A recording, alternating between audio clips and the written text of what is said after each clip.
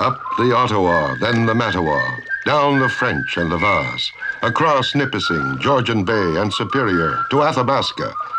3,000 miles by water. Such was the route. C'est l'aviron qui nous mène, c'est l'aviron qui nous mène en haut. Mon révélant de la jolie Rochelle, mon révélant de la jolie Rochelle, j'ai rencontré trois jolies demoiselles. C'est l'aviron qui nous mène, c'est l'aviron qui nous mène en haut.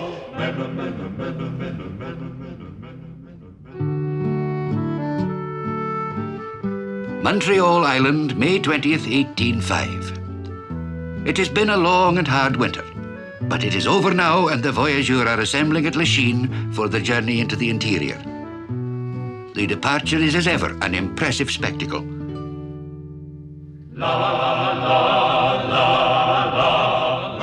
From where I sit, I can count full 50 great canoes advancing upon the waters, the Voyageurs singing out lustily as they contend for the lead. Before this trip is over, we shall have travelled full 1,800 miles, upriver and down, past many a dangerous rapide. J'ai pas choisi, mais j'ai pris la plus belle. J'ai pas choisi, mais j'ai pris la plus belle. La plus montée, derrière-moi sur ma selle. C'est l'aviron qui nous mène, c'est l'aviron qui nous mène en haut. C'est l'aviron qui nous mène, c'est l'aviron qui nous mène en haut.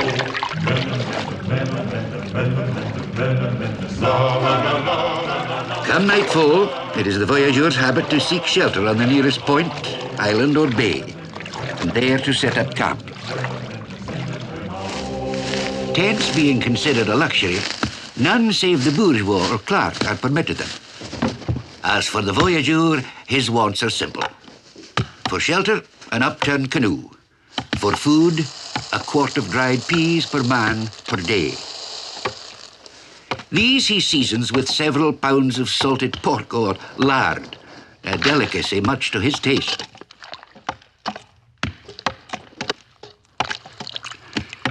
Their culinary habits leave much to be desired. More often than not, I have observed that our galette were composed of flour, water, dead flies, the odd pebble, and dirt from the cook's unwashed hands, which hands were but seconds ago applying a heady mixture of skunk oil and bear grease as protection against the mosquito and black fly, which infest these regions.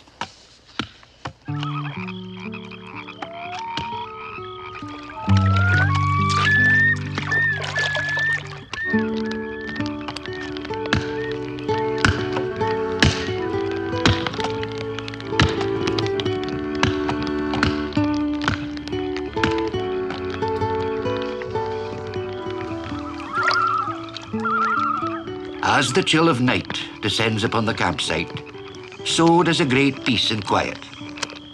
The pot bubbles on, the fire crackles, a distant loon calls out, and talk turns to those who came before us.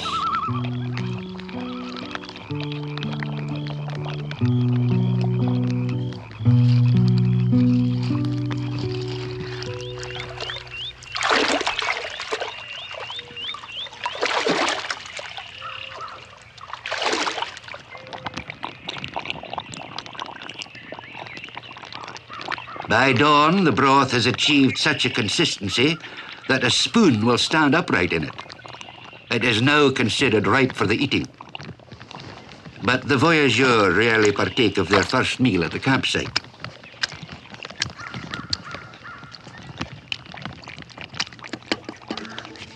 Allez, allez! Allez les gars! Levez, levez, levez! Levez tout le monde! Allez, allez!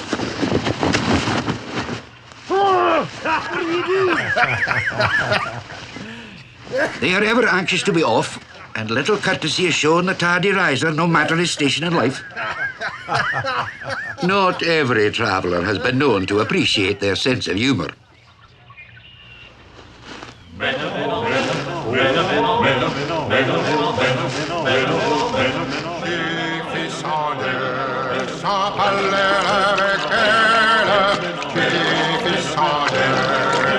aller avec elle, au bout de 100 lieues, elle me demandait à voir. The Voyageurs will paddle at the rate of nearly a stroke a second, 50 minutes an hour, 15 hours a day, day in, day out. Yet I have never known them to tire.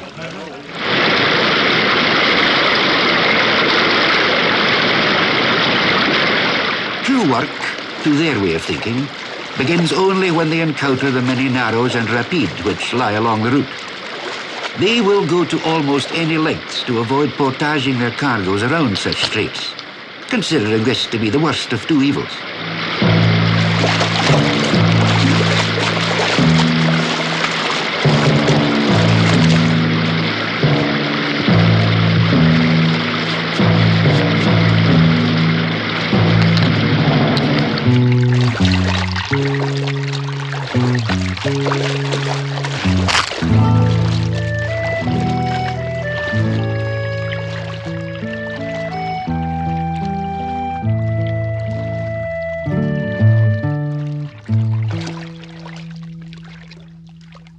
After about 2 hours of such travel, the men were considered to have earned their breakfast. The master canoeman would signal a stop, a ration of spirits would be served, followed by a hearty breakfast.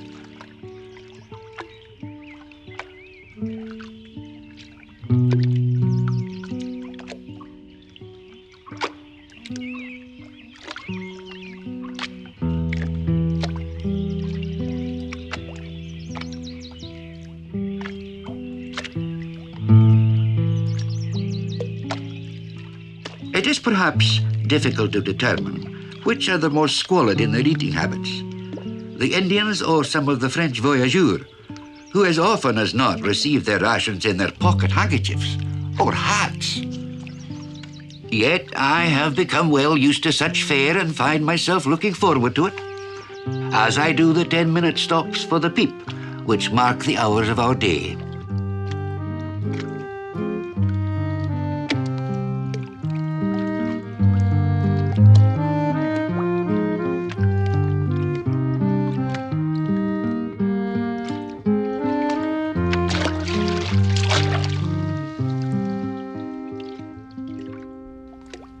Allez!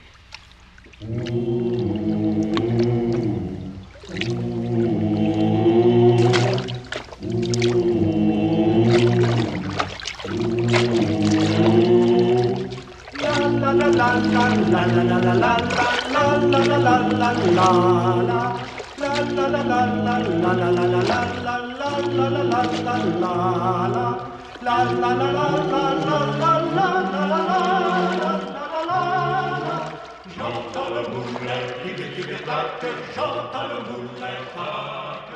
Mon cœur fait battre j'entends le moulet craque. La la la la la la la la la la la la.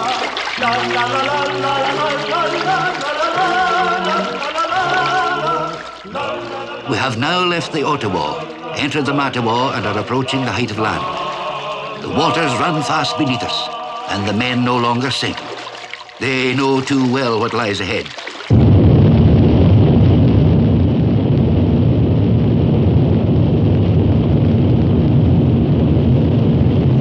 Talon Falls.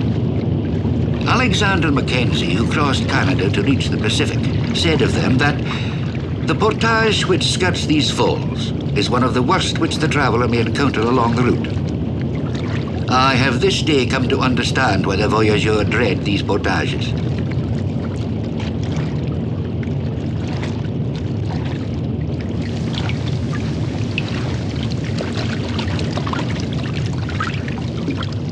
Such is the delicacy of their birch bark craft that they will never suffer them to touch shore, but must jump fully clad into the water to unload them. Not counting the canoe itself, each voyageur has full 540 pounds of cargo to portage, and this over many a mile of rough terrain. When one considers that this cargo is divided into 90-pound packs, or pièces, and that no voyageur worth the name will ever carry less than 2, and some as many as 3 or 4 at a time, some idea of the hardship involved can be obtained.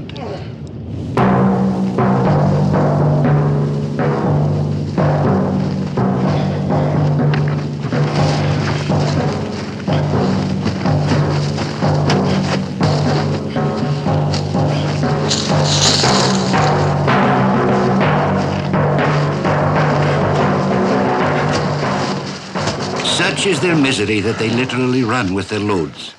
I carried but a musket and 2 umbrellas, yet I ran faster than I chose in order to keep up with them.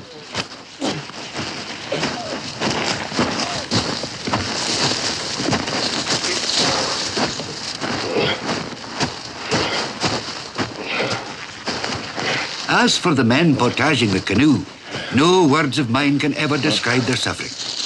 Now waterlogged, it weighs full 450 pounds.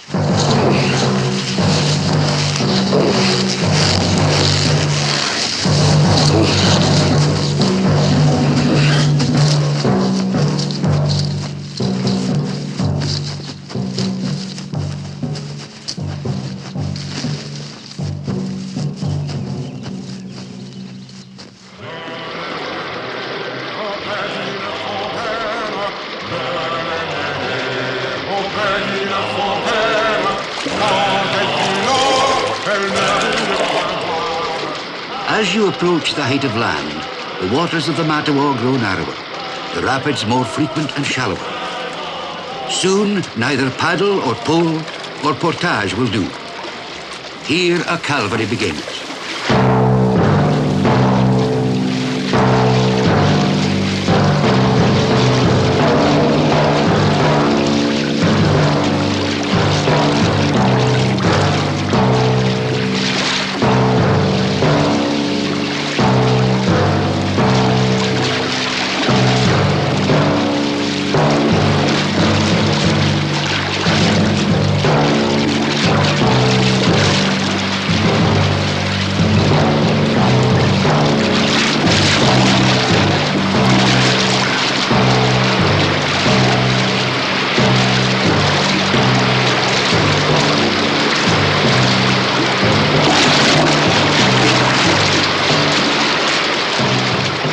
We have been struggling upstream in the water for full 15 hours now.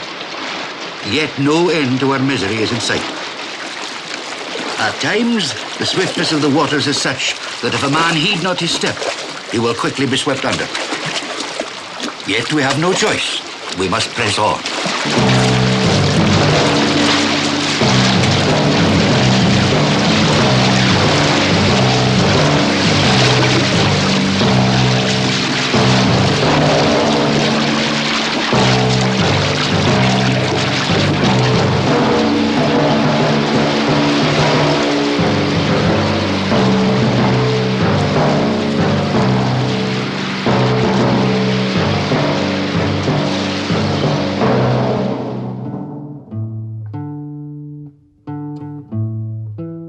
Such were the Voyageurs. For nearly 100 years, they pushed their great trade canoes across the length and breadth of Canada, from Montreal to the Pacific, from Lake Athabasca to the Arctic seas.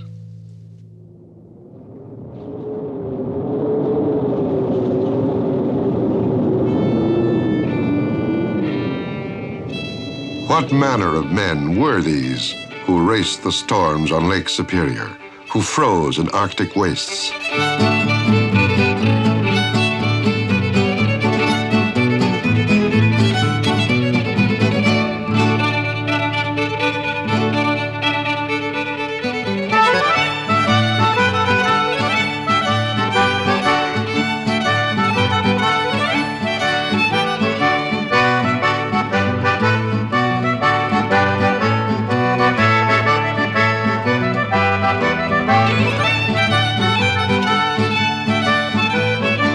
I did this day afford them extra rations of high wine as a reward for the day's hardships.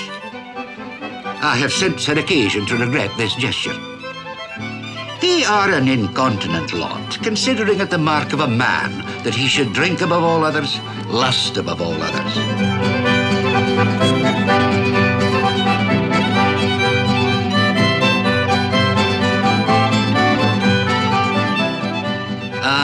have despaired of ever teaching them proper and Christian morals. Allez, allez, debout, debout, debout, allez, allez, allez. Allez, allez, allez, debout, debout, debout. Tout le monde, debout, debout, tout le monde, debout.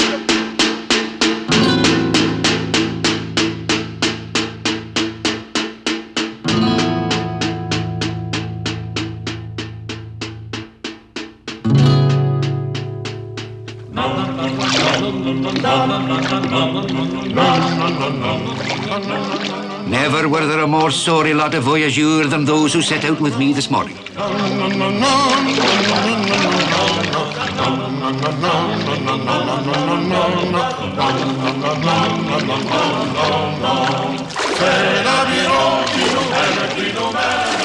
For all that, we did come full 70 miles this day.